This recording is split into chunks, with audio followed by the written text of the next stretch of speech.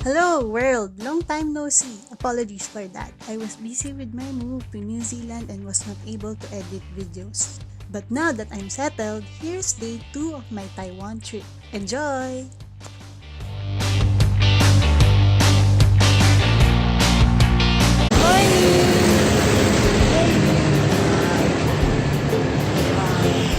First agenda is breakfast, so we decided to eat at one of the best minced pork rice out there, Feng. It's located near the Shek Memorial Hall. It felt like I hadn't left the Philippines since the restaurant looks and feels like one of the restaurants that you can find in Binondo, the oldest Chinatown in the world. It's actually quite affordable, nothing above 60 new Taiwan dollars. My sister loved it. I think this was one of her favorite meals for the entire trip. As for me, it was alright and I liked it but not my favorite for this trip. I'm more of a noodle lady. My parents also enjoyed it. After breakfast, it was time for the first milk tea of the day. And yes, I have a weird way of ordering. The pearls or boba was still warm when I got my drink.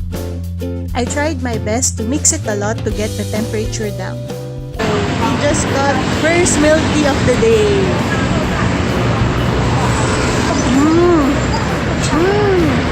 It's good. I only added very less than half sugar, then less than half ice. So, it's good. Then, after breakfast, we toured the Shek Memorial Hall area.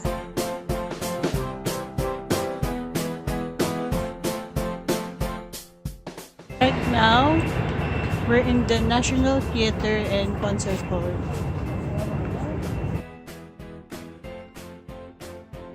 The funny thing is they were there at the location when we arrived and they are really taking an extremely long time to take photos.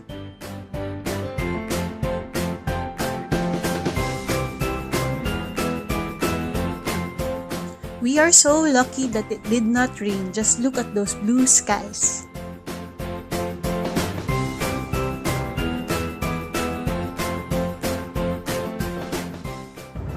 We're here.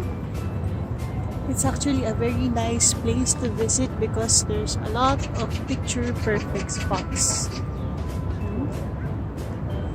So, that's the Shek Memorial Hall, the theater, and the museum, and the Democracy Square. Hi, Daddy! Hi! How are you? Hi, Mommy!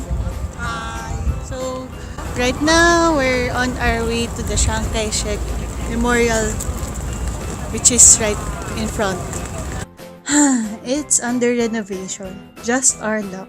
It feels like we've been walking for an hour, but we're still not getting any closer to the Shek Memorial Hall. So, the view on top of the memorial was spectacular, so it was definitely worth the extra steps. Inside, you can see a big statue of Chiang. You can watch the changing of guard ceremony, but we missed it and did not want to wait for an hour for it. Then, when we exited the area, we were greeted by this monk who was feeding the birds.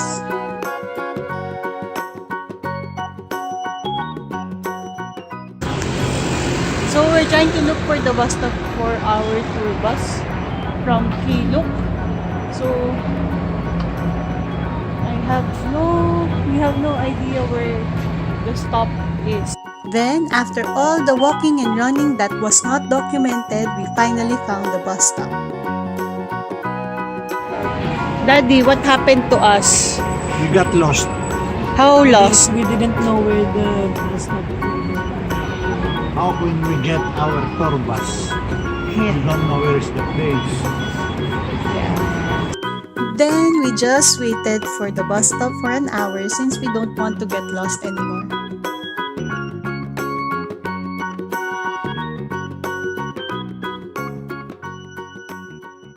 So hi! So we're going to the Shuangcheng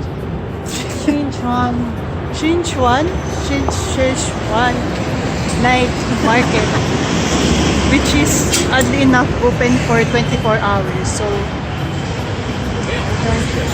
trying to find our way. So we'll have very light lunch before we go to the Taipei Fine Arts Museum. So there's boutiques.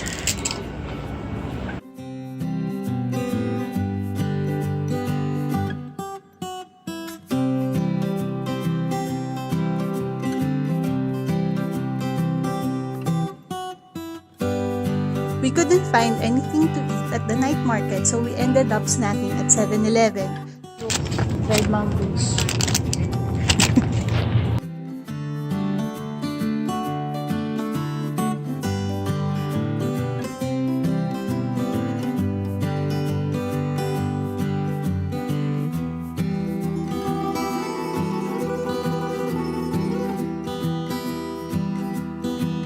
My sister had a meatball and I had a nonigiri with salmon inside. Then, while waiting for the tour bus to arrive, we entered this bread shop. We ended up not buying anything since the line was long and I did not want to miss our upcoming tour bus. But look at all this bread and pastries.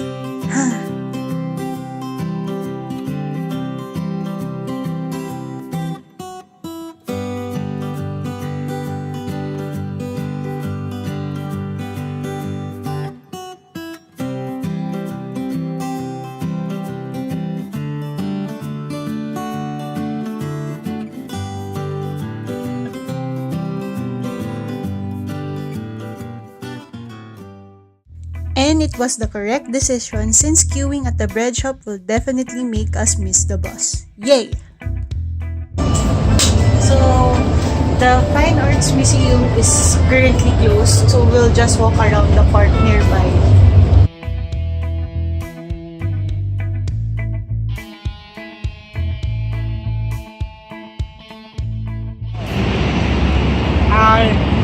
So, right now we have a big problem. My mother's bladder and my bladder already. We're on our quest to find a bathroom, toilet. And on the way to find the nearest toilet, there are interesting art pieces outside, like this rock.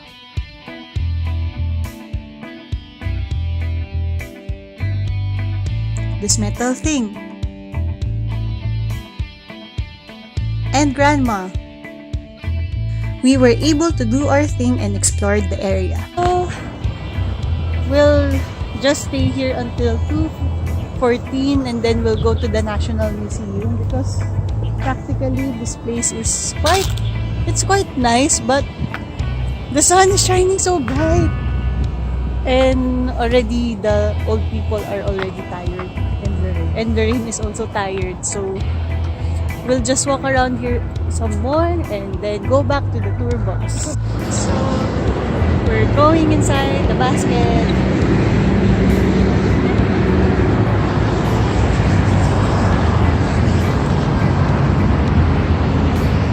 This basket in front of the museum is actually the highlight of this stop.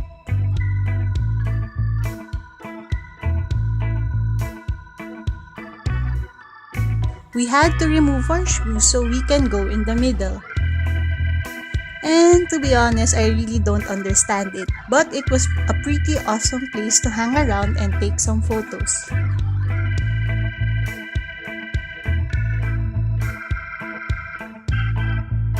Then across this, there's another basket but it's higher and quite scary to be honest.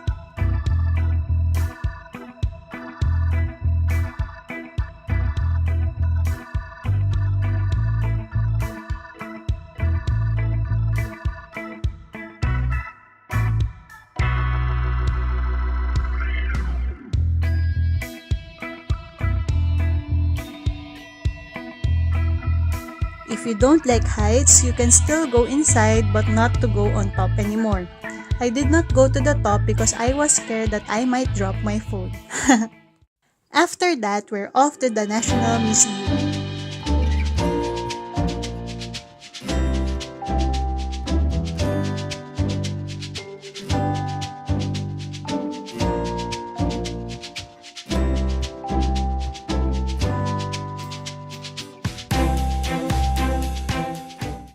Even if you don't pay the entrance fee, you can still do a little bit of sightseeing and picture taking. Look at the entrance, it's already picture worthy. The museum is located on top, so we decided to go to this path that is wheelchair friendly since the stairs are deadly. Hi. How do you find our trip? Oh, very cold. Really? Yeah. It was senior already. So, And dual citizen. so what do you want to do now? Oh, Sleep. Sleep? still walking around just to see the place. Will we go inside the museum? Oh, of course. Of course. Yes.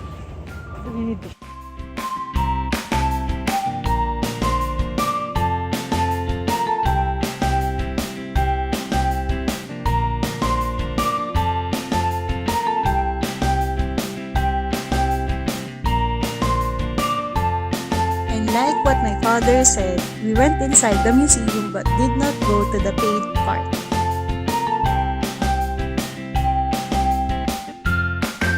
The toilets are quite fancy, and outside of it, there is this water dispenser and paper. Literal paper cups are available. Very nice.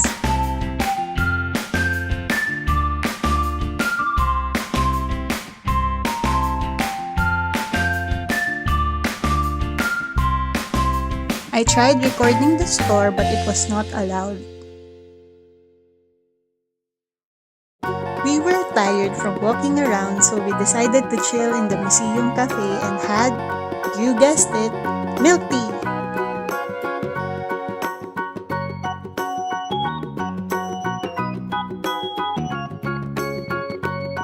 I had regular milk tea and my sister had the bubble cafe latte.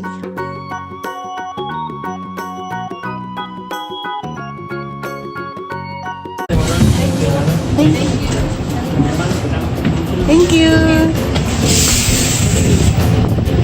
Oh, hello. Hello, where? Hello.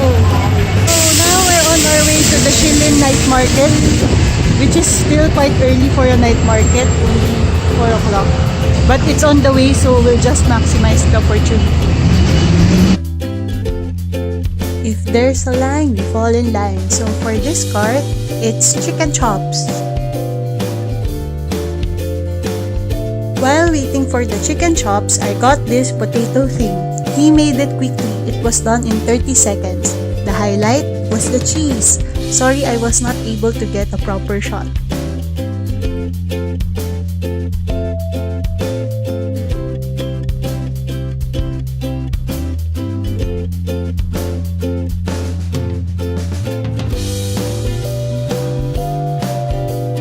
There's lots of food but no place to sit, at least in the area that we explored. We somewhat ended up in the Shilin market where my parents bought souvenirs. There are a lot of stationery items, cell phone accessories, and carnival-like games. I was especially amused by this one, wherein you catch a shrimp and then you grill it for free. I felt sorry for the shrimp, but it was quite an interesting concept. And of course, there's food and milk tea. And this thing is also quite popular. Prepare your nose when you are in this area because you can definitely smell stinky tofu. I did not try it because I only had limited cash and I don't want to waste food. The smell was really something. Then we rode the last blue line available for the bus tour to return to the Taipei main station. So now we're going to ride the red line. In front of the Taipei main station, there are a lot of Michelin star restaurants like Kim Ho Wan, Chuta, and Hawker Chan. And since we were tired, we just rode the red line bus and listened to the audio guide. Hi! So we're in Ximending finally. So we just finished doing a round trip in the red line of this bus. Hop on, hop off. And now we're going back to the hotel to recharge ourselves and our gadgets. Then probably my sister and I will still go down to Ximending to explore. So hi! So we're back again on the road without our parents this time. So we have more freedom to walk around. So we're on our way to buy some Birkenstocks maybe. Some Innisfree maybe. Some clothes maybe. And explore the night market. Again, sasalita ka, can you hear me? I don't know.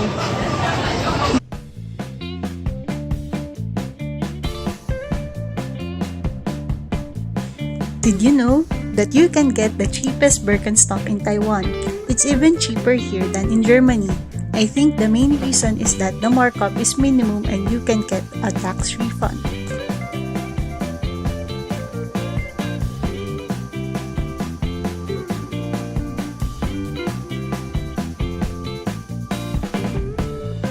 There's also a Miniso here. I didn't buy anything since it's quite similar to the one that we have in the Philippines.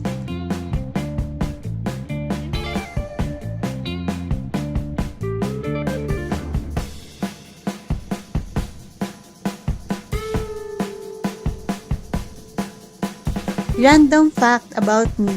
I haven't been inside of a Uniqlo store in the Philippines since I quit my job. But I've been visiting Uniqlo stores abroad. My sister and I also visited a lot of drugstores while we were in Taiwan.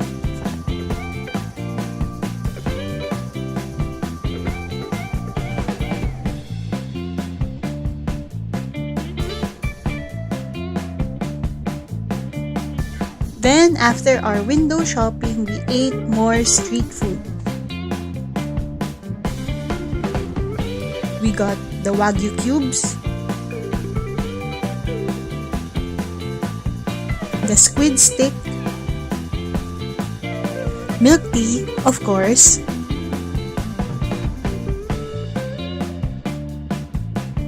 and this cheesy and crispy takoyaki. More about the food on my future dedicated Taiwan food video. And that's it for day 2 in Taiwan. I hope you enjoyed it. It took a long time for me to upload this one. I was too busy bonding with friends and family while preparing to move to New Zealand. Now that I'm a little bit more settled in, there's a lot more future vlogs to look forward to, so stay tuned for that. What's your favorite street food? Let me know in the comments down below. Mine is milk tea. Technically, not a food, but I was able to buy it on the streets of Taiwan. That's why my skin was freaking out during this trip. Too much milk. Anyway, if you like what you see, give me a like, subscribe, and share to random people. Thank you!